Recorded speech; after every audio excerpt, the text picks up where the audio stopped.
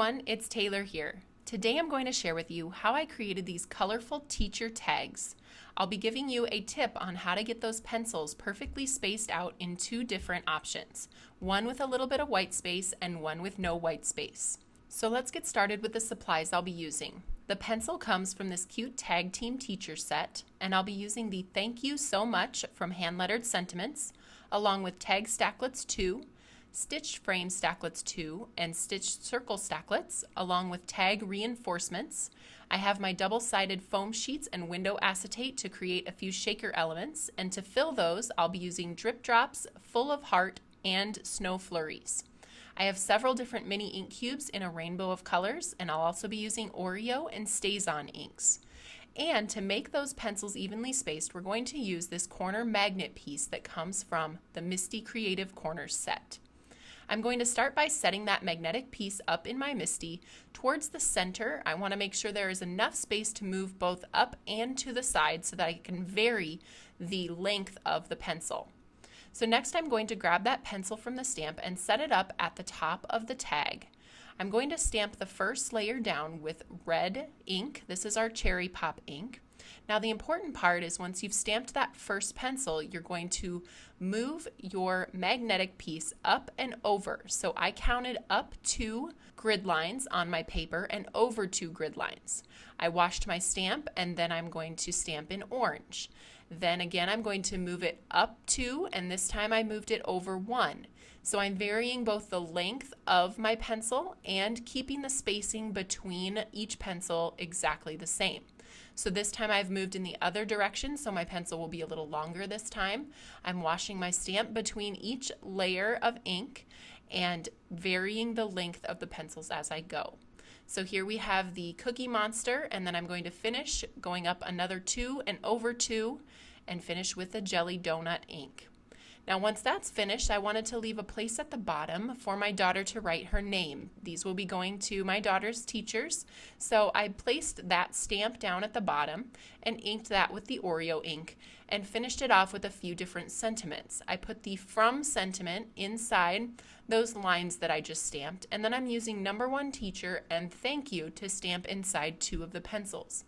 I'm doing that again with the Oreo ink, and then this tag is finished. So that was an option for creating a tag with even white spacing between the pencils. And now I'm going to show you an option for another tag with no white space between the pencils. So the difference here is instead of shifting up 2 grids, I'm just going to shift up 1 grid between each pencil. That's going to create no spacing between.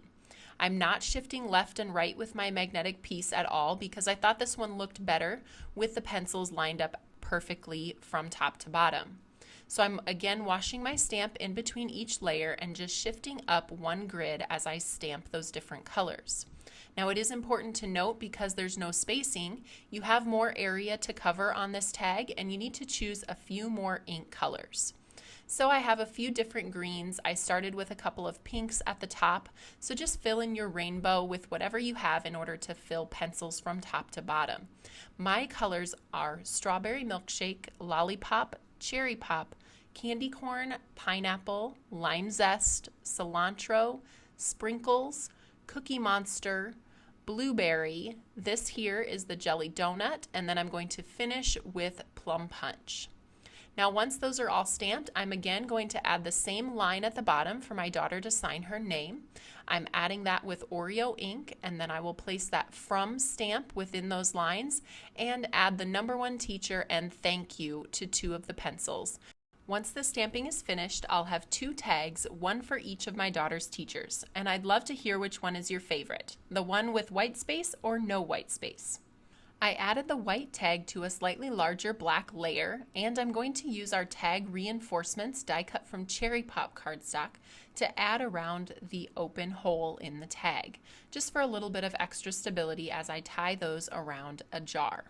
I don't know about you, but sometimes I'm known for my projects that are half done, so I decided in this video to continue this project all the way through to the end. So I have a few glass jars that I picked up, and I'm going to put a rainbow of candies and nuts in. So I have everything from red, orange, yellow, green, blue, and purple, and I've arranged them in the jar in rainbow order. I wanted to create one more fun element on these jars, so I decided to cut the pieces for a shaker element on the lid of the jar. I'm going to start by cutting the outer frame for my shaker elements from Rainbow Brights pattern paper. I'll be using the same die to die cut 2 pieces from my double-sided foam sheets. These are going to be the exact shape and size that I need to pop up the shaker element and make sure that everything inside shakes around just perfectly. This creates a nice neat line, and you don't have to line up tiny pieces of cut foam tape. Now I'm cutting out the acetate in a solid circle to fit behind that patterned frame that we cut previously. Once I have all of the pieces die cut, I can begin assembling the shakers. My next step will be to stamp the "Thank you so much" sentiment onto the acetate using StazOn. I've lined that up in my MISTI, and then I can just place that stamp right over the top, stamped perfectly the first time, and then I can do my second one, lining up that sentiment and stamping again in StazOn. Now it's time to assemble the shaker elements. I'm starting by adhering the outer frame around the acetate sentiments, and then I'm going to use that foam adhesive that we cut in the same shape and adhere that on the back of the acetate piece. That's going to ensure that all of our bits and pieces can shake around and not fall out of this element that we've created. I couldn't decide if I wanted rainbow or white on the inside. Finally, I decided on a white inner circle so that we can see the sentiment a little bit better. I've adhered that circle to the center of the jar lid, and I'm adding my small bits and pieces inside and sealing it all together with that foam element that we created. You can see how cute that is when they shake around on the top of the jar lid. The last step is to tie those tags on that we made at the beginning of the video. Just simply using a little bit of black baker's twine and getting those tied onto each of the jars.